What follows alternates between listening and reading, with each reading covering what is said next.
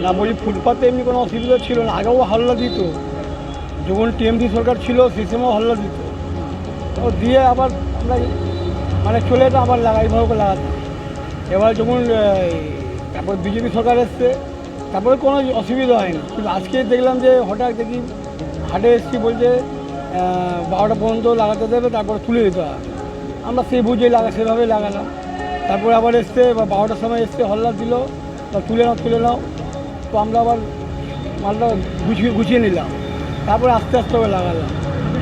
রাস্তায় তো বসে নিচ্ছে না, রাস্তা তো আগেও তুলতো, রাস্তা আগেও সরিয়ে দিত, 9টা পর্যন্ত টাইম আছে রাস্তা।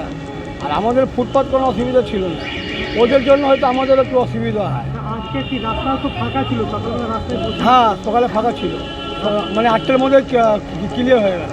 রাস্তায় কেউ বসে না, রাস্তা পুরো ক্লিয়ার, আমি এসছি 9টার সময় ক্লিয়ার দিই। তাহলে আপনারা ফুটপাতেই বসে আমরা ফুটপাতে আমার দোকান। আমার নাম অশোক কুমার।